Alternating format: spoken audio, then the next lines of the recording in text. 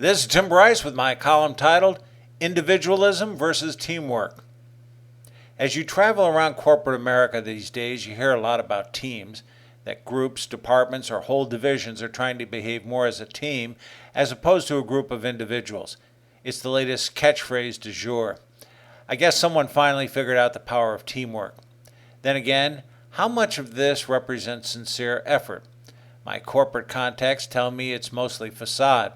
They contend they get some nifty new corporate shirts and some great pep talks, but aside from this, little else. As much as corporations tout the need for teamwork, most still encourage rugged individualism. There is more to creating a team than simply saying you are one. New shirts and axioms are nice, but in order for this to work, people have to think and act as a team.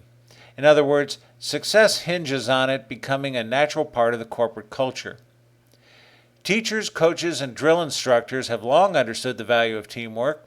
The intent is to turn a heterogeneous working environment into a homogeneous environment, whereby everyone is working in a concerted effort towards common goals. However, do corporate managers truly understand teamwork? Not necessarily. Many still create competitive environments in the hope the strongest person will rise to the surface. Teamwork is more about cooperation than it is about competition.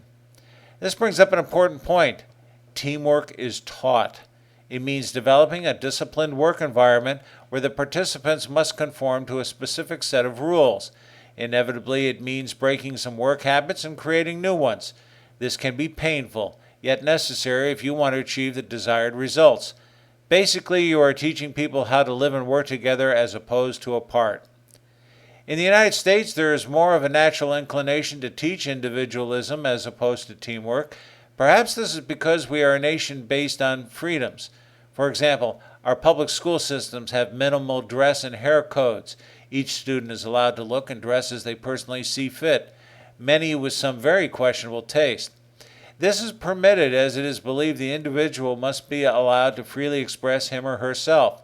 This may be fine, but it certainly does not promote a spirit of cooperation or teamwork. Compared to other countries, such as Japan, where students are required to wear school uniforms and are given group assignments, such as the preparation and cleanup of their daily lunch. In Japan, students are taught the value of cooperation at an early age, which has the added benefit of improving their socialization skills. As mentioned, teamwork requires the establishment of a working environment conducive to teamwork. It doesn't happen simply by making some platitudinous statements. A manager must do more, much more. Some suggestions. First and foremost, lead. All teams need a leader who can articulate goals and give direction. The team must trust and believe in its leader. Without such confidence, the team will not likely follow the leader, particularly in times of difficulty. The leader should also be wary of leading by democratic rule. Soliciting input is one thing, as is having assistants, but there can only be one ultimate leader to guide the team. Second, institute uniform operating practices that everyone will be expected to conform to, such as operating hours of work, dress code, office appearance, speech and conduct, and so on. Such uniformity stresses the equality of the workers. As another suggestion, downplay job titles and put more emphasis on work assignments instead. Job titles tend to emphasize a person's stature in a company and can be disruptive in terms of equality. Third, establish standard practices for executing work assignments. Thereby, everyone is following the same methods and using the same tools and techniques in their work effort. This improves communications, provides for the interchangeability of workers, and promotes the development of quality work products. Fourth, make sure everyone knows their responsibilities and assignments and understands their importance.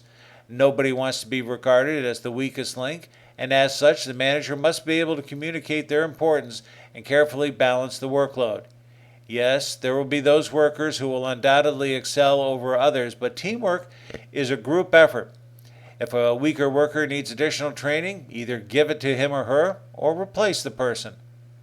Fifth, routinely check progress. Whenever applicable, keep statistics on both team and individual performance. However, it is not important to publish such stats. It is important for the leader to know the team's strengths and weaknesses, but it is nobody else's business. 6. Be on the lookout for conflicts in working relationships. Some people will simply not get along, and it is up to the manager to referee such conflicts. Either have the people work out their differences, keep them apart, or rid yourself of them. You want harmony, not contention on your team.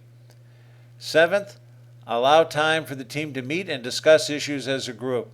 This keeps everyone in tune with common goals, problems, and the team's general purpose. It also allows the team to socialize and form a camaraderie, a bonding of unity. And finally, 8th, recognize individual achievement, but reward on a team basis as opposed to an individual basis. In conclusion, are we really trying to promote teamwork, or is this nothing more than the latest corporate fad that is being implemented more for public relations than anything else? Let's hope for the former and not the latter. Teamwork is a powerful concept, particularly when there is anything of substance to be done. Shrewd managers intuitively understand the need for teamwork. Let me give you an example from the world of entertainment. Jack Benny, the famous comedian of yesteryear, had a great appreciation for teamwork. His radio and television shows were consistently at the top of the rating charts for a number of years.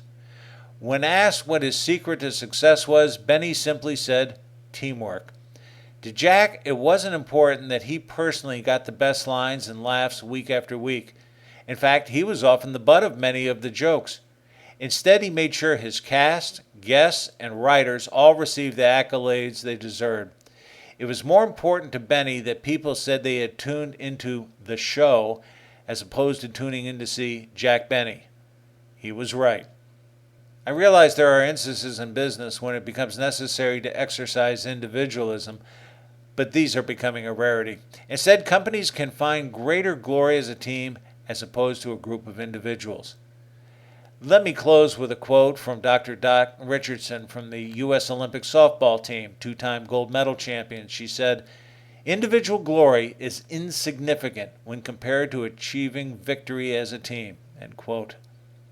Friends, keep the faith. This is Tim Bryce in Palm Harbor, Florida. Follow me on the internet at timbryce.com.